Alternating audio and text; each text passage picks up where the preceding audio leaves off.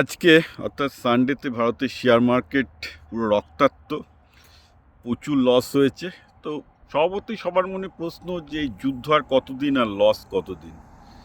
আমি বলবো এটা একটা বিশাল অনিশ্চয়তা, কারণ সবাই চাইছে যুদ্ধ শেষ হোক, অথবা যুদ্ধ শেষ না হলেও যদি স্টেট অফ হরমুজের ওপর বা পারস্য উপসাগরের ওপর আমেরিকা বা ইসরায়েল বা গালফ কান্ট্রিগুলো একাধিপত্য করতে পারে, তাহলেও হয়তো মানে অ্যাটলিস্ট তেলের জাহাজগুলো যদি যাতায়াত করতে পারতো, তাহলেও হয়তো এই সমস্যার কিছু সমাধান হতো। কিন্তু সেটা হওয়ার নয়। কেন সেটা হওয়ার নয় আপনাদের বুঝতে হবে। কারণ এই স্টেট অফ হরমুজের যে দিকটা পারস্য উপসাগরে, যে জায়গাটা ইরানে সেই দিক থেকে শুরু হচ্ছে জাইগ্রস মাউন্টেন। এবার জাইগ্রস মাউন্টেন মোটামুটি 3000 থেকে 4000 মিটার উঁচু, মানে প্রায় 10,000 থেকে 12,000 ফিট উঁচু ওদের পিক আছে। এবার বুঝুন যে ওইখান থেকে ওরা state of Hormuz directly track করতে পারে। মানে এ হচ্ছে একদম মেঘনাদ, রামায়ণের মেঘনাদ, ইন্দ্রজিতের মতো মেঘের আড়ালে লুকিয়ে যুদ্ধ। অর্থাৎ পাহাড়ের পেছন থেকে স্টেট অফ হরমুজকে ডিরেক্ট স্ট্রাইক করতে পারে ইরান, যার জন্য স্টেট অফ হরমুজে কোনো আমেরিকান মেরিনও ডিরেক্ট যায় না। সাবমেরিন যায়, সাবমেরিনে ওই অ্যাটাকটা করতে পারবে না বলে থেকে একমাত্র উপায় হচ্ছে সাবমেরিন দিয়ে প্রোটেক্ট করা। কিন্তু সাবমেরিন দিয়ে তো আর প্রোটেক্ট করতে পারবে না শিপিং লেন প্রোটেক্ট করতে গেলে তার এখানে জাহাজ পাঠাতে হবে, এবং জাইগ্রস মাউন্টেনে ইরানের যে মিসাইল ইনস্টলেশন বেস আছে, যেখান থেকে ওদের অ্যাটাক করার ক্ষমতা আছে, সেটা দূরে সরাতে হবে। এবং জাইগ্রস মাউন্টেনকে দখল নেওয়া খুবই কঠিন। এটা প্রথমে ভেবেছিল কুর্দদের দিয়ে করাবে, তো কুর্দরা তো খুব একটা মুভ করতে রাজি নয়, কারণ ওরাও জানে যে জাইগ্রস মাউন্টেনে ইরান বড় ডিফেন্সিভ বেস নিয়ে বসে আছে। এখন সেখানে করতে গেলে জাইগ্রস মাউন্টেনে প্রচুর বোমাবর্ষণ করে কিছু হবে কি না আমি জানি না, সেটা করার তো চেষ্টা করবেই।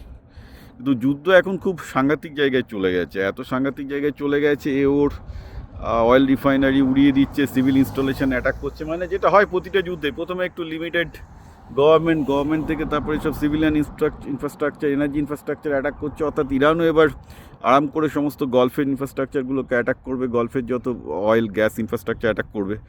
মুশকিল হচ্ছে কি, এই জায়গাটা সবচেয়ে বড় মুশকিল, এটাতে ইউএসের যে খুব লস হচ্ছে তা না, কারণ এটাতে গ্যাসের দাম বাড়ছে। অর্থাৎ আমেরিকার অয়েল গ্যাস কোম্পানি খুশি, আবার অস্ত্র বিক্রি হচ্ছে, আমেরিকার অস্ত্র কোম্পানি খুশি। আর আমেরিকান গভর্নমেন্ট এই অস্ত্র আর তেল, এই দুটো কোম্পানির কথা শুনে চলে। ইদানিং সিলিকন ভ্যালি তাতে যোগ হয়েছে, তারাও এআই বিক্রি করছে। আর কেউ অখুশি নয় এই যুদ্ধে, একমাত্র সাধারণ মানুষ যাদের পকেট কাটা যাচ্ছে, ভারতের মানুষ, চায়নার মানুষ যাদের ক্ষতি হচ্ছে, তারাই চিন্তিত। ওকে, তো এইটা একটা খুব চিন্তার ব্যাপার হয়ে গেছে। এটা এমন একটা যুদ্ধ যেটাতে অ্যাকচুয়ালি ইউএসের দুটো স্ট্রং লবি দুটোই বেনিফিট করছে। সুতরাং এরা যে খুব একটা সহজে যুদ্ধ থামাতে চাইবে তা কিন্তু নয়, মানে ইচ্ছা করলেও থামাতে পারলেও করবে না। তো এইটা একটা চিন্তার ব্যাপার। সুতরাং ভারতের স্টক মার্কেটের ভবিষ্যৎ যতক্ষণ না পর্যন্ত এদিকটাই মানে লস করছে গলফ কান্ট্রিগুলো। এবার একমাত্র ওয়ে হচ্ছে যে গলফ কান্ট্রিগুলো যেহেতু লস করছে, তারা যদি ট্রাম্পের সাথে কিছু চুক্তি করে কিছু করতে পারে। এবার কী করবে, তাহলে গলফ কান্ট্রিগুলোকে হয়তো একমাত্র উপায় হচ্ছে গলফ কান্ট্রিগুলো যদি কুর্দের সাথে স্থলসেনা নামায়, মানে সেটা করতে পারে। আরবের অন্তত কিছু আছে, সৌদি আরবের কিছু সেনা আছে, বাহরিন মিলে যদি একটা জয়েন্ট করে, এবং ইউএস যদি দেয় যে তারাও স্থল সেনা না হবে, সেটাতে আবার ইউএসের ডিফেন্স ইন্ডাস্ট্রি ইন্টারেস্ট থাকবে যে জাইগ্রস মাউন্টেনের দখল নাও। জাইগ্রস মাউন্টেন থেকে ইরানকে তাড়াতে পারলে স্টেট অফ হরমুজটা থাকবে। কারণ ইরান যদি রাজি না হয়, ইরানের বলকানাইজেশন আমি জানি ইসরায়েল আর আমেরিকা মিলে পার্ট করছে। বলকানাইজেশন মানে ইরান সম্ভবত 3-4টে প্রভিন্স, অর্থাৎ বালুচদের মধ্যে, কুর্দদের মধ্যে, পার্সিকদের মধ্যে আজার, এই 4টে হচ্ছে ইরানের মেন জাতিগোষ্ঠী। এই 4টে জাতিগোষ্ঠীর মধ্যে ইরানকে ভেঙে দিতে পারে। সাধারণত এটা একটা খুব স্ট্যান্ডার্ড টেকনিক যে কোনো একটা দেশ শক্তিশালী হয়ে গেলে তাকে বিভিন্ন জাতিগোষ্ঠীতে ভেঙে দেওয়া হয়, যাতে প্রতিটা জাতিগোষ্ঠী ইন্ডিভিজুয়ালি তাদের প্রতি লয়াল থাকে। যেটা ভারতও চেষ্টা করছে পাকিস্তানে করতে, বা ভারতের এগেনস্টে অন্যান্য দেশও চেষ্টা করে যে ভারতে যাতে বিভিন্ন জাতিগোষ্ঠীতে ভেঙে দেয়।